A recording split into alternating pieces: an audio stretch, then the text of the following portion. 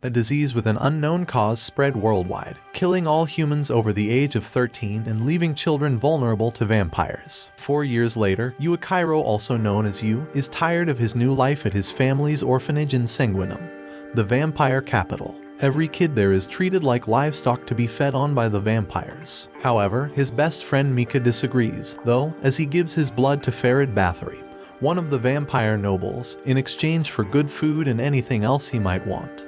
That night, they ate the curry with the ingredients Mika got from the noble vampire. However, Yu starts to worry as Mika is missing. That night, Mika sneaks back into their house and gives Yu a map and a gun he took from Farid, and Mika says they should leave this world. Akane hears what they are doing and comes down the stairs to see what is happening. Mika pulls out the stolen map and tells to wake up everyone. The kids sneak their way through the vast underground city. When they can see the exit from the city, Farid steps out from beside the gate, confident that they have made it, and watches their shocked and confused faces. Farid says he really likes to give kids some hope and then crush them. Farid takes advantage of Yu and Mika being shocked and starts killing the other kids. Yu and Mika are the only ones alive. Mika takes back the gun and charges at Farid, who uses his hand to pierce Mika's chest. Mika points the gun at Farid's face, but Farid cuts Mika's arm off. Mika tells Yu to run, but Yu grabs the gun and shoots Farid's head as tears drop from his eyes. Yu then holds Mika in his arms and tries to drag him out of the city, but Mika pushes him away, telling him to run away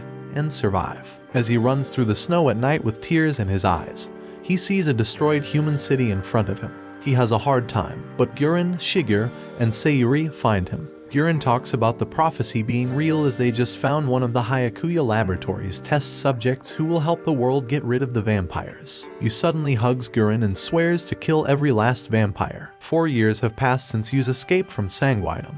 He's now 16 and still feels haunted by the image of losing his family. A horseman of the apocalypse suddenly breaks through a billboard to attack 2 companions, and Yu refuses to comply with their orders to retreat. Yu kills the monster as he only exists to exterminate every bloodsucker in this world. Yu is punished by being sent to school and suspended for defying orders. During class, he receives a poke from Shinoa, his assigned surveillance officer, who forces him to read the note she made. She reminds him that he must behave and will not be allowed to rejoin the army unless he cooperates and makes friends. At the lockers, Yoichi is being bullied. Yu decides to break up the fight. However, as per soldier regulations, he can't fight civilians and ends up joining Yoichi in getting food for the bullies. During their walk back, Yu learns about Yoichi's aspirations. Yoichi wants revenge for his sister's death caused by a vampire, and they somehow start a friendship. Later, a female vampire attacks the school, forcing it to close. Despite being told not to, Yu enters a classroom where he discovers the freed vampire. She appears skinny, underweight, and malnourished, and her eyes are sunken.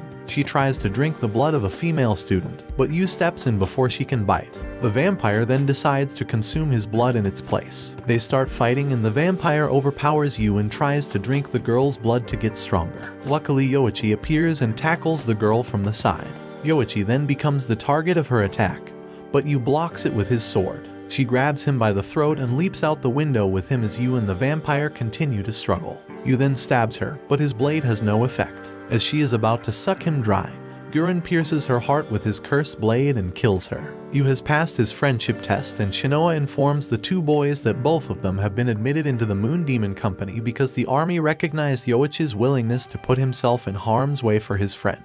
Shinoa decides to show Yu her cursed gear, Shikama Daoji, a gigantic scythe. Additionally, it has the ability to produce a spiritually based power. It astounds Yu, who requests Shinoa give it to him. She declines, and Yu decides to attack her to gauge the weapon's potency. She engages him in fast combat before fully outpacing him physically and energetically with the scythe. Some students ask Yu and Shinoa to help them track another student who got into the Forbidden Chamber to get a cursed weapon, a weapon with a sealed demon. Yu, Shinoa, and Yoichi enter the chamber. Shinoa cautions Yu against trying anything risky, but Yu rushes in and attempts to take a cursed axe from the student, who is now under the grip of a demon. When he realizes it, he is suddenly back in Sanguinum with Mika, Akane, and the other orphans as children. They ask Yu to join them for the rest of their dinner, but Yu is uncomfortable and bewildered.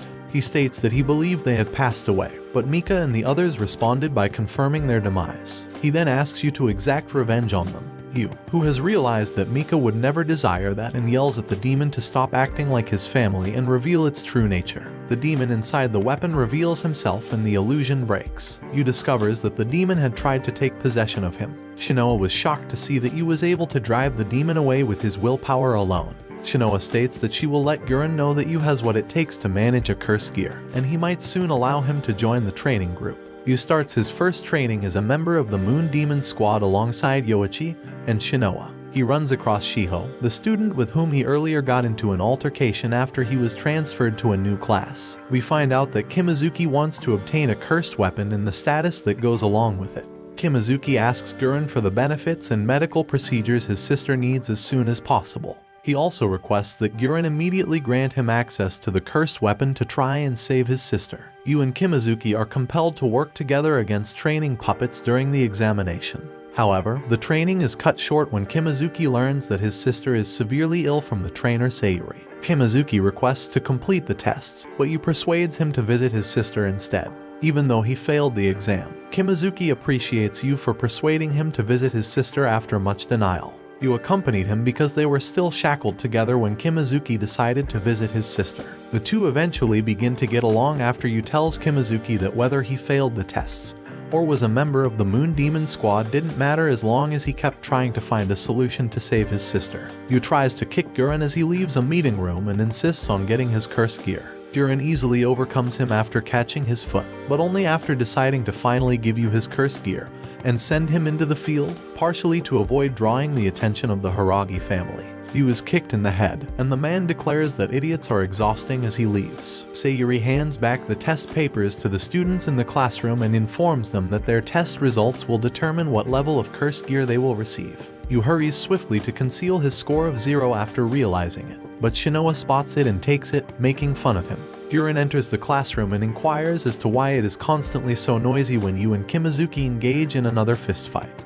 When Yu and Kimazuki see him, they each demand a cursed item. Sayuri responds to Gurren's question about whether the kids might be prepared to create a contract even though they haven't finished training by saying Yoichi is surprisingly more stable than the rest. Gurren draws his sword, piercing the classroom floor and filling it with a demonic glow. Sayuri must employ warding spells to survive as the majority of the kids pass out. Yoichi and Shinoa handle it without issue, but Kimazuki and Yu have more difficulties. Sayuri expresses her skepticism about Yoichi having a strong heart to handle the demon and Yu tells Yoichi to stop.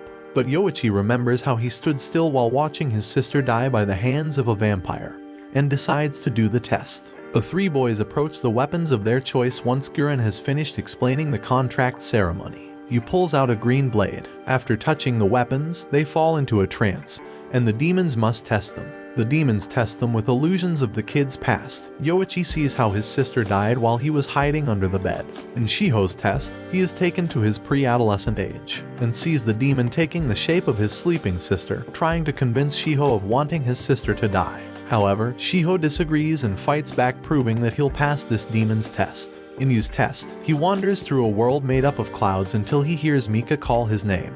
He turns to see Mika in the orphanage they briefly resided in when they were both 8 years old, holding a teddy bear. Yu orders the demon to cease acting like his family, and the demon appears as a mass of darkness without shape. He acknowledges Yu's last battle with a demon of lower rank but wonders why Yu craves for so much power. Yu responds that he is seeking retribution because he lost his family to vampires. He wants to exterminate all bloodsuckers from this world. The demon replies that he can grant him limitless ability to get his revenge. However, Yu has a huge conflict between love and lust, and the demon remarks that this is why people endanger the earth. The demon agrees to follow Yu, as long as his heart remains strong. If for some reason, Yu starts to show signs of weakness, then the demon will do everything to take control over his body. The demon explains that his name is Asuramaru, and we also tells him that 10% of Yu isn't human. Kimazuki and Yu have passed and have successfully made contracts with their cursed weapons. However, Yoichi is still in a trance. Then Yoichi is overpowered by the demon and ends up possessing him. The demon declares that she will take over his body and obtain Yoichi's vengeance for him. The demon claims Yoichi is not worthy of being her master and that he lacks the will to defend himself as she pierces his chest. Yoichi stares into his sister's face as he spirals out of control.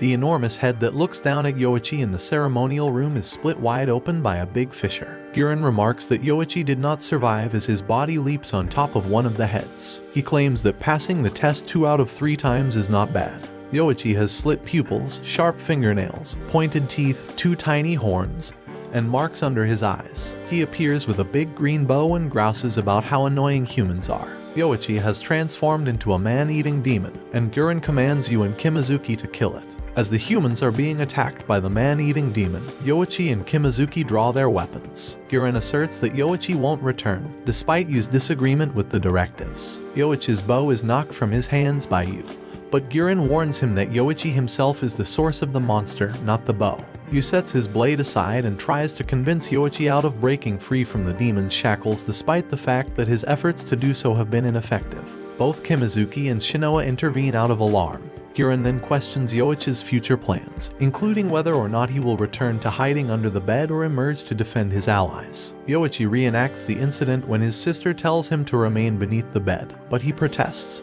and claims he no longer wants to do so. He yearns for the ability to annihilate all of his foes and shield his friends. As he craves power, 12-year-old Yoichi transforms into a 16-year-old Yoichi. The demon loses control, and the arrow does not strike Yu. Yoichi throws the bow aside while sobbing as he rushes to embrace Yu. Yu is suddenly knocked out as Guren kicks him in the belly. Guren tells him that he took too long to return. Yoichi fusses over Yu as he wonders why Yu got kicked instead of himself. Yoichi has potential, but remorse has been robbing him of his will to live, according to Guren. Yoichi is told not to worry about getting even and to focus on protecting his buddies for now. Yu is roused from his sleep by Guren, who tells him to forget about his previous family because they cannot help him. According to Guren, this is now Yu's new family. Guren says he will send the 3 youngsters out to the front line because they were able to get their cursed gears and function somewhat as a team. This is all for this anime. Give the video a like, and I will see you in the next minutes.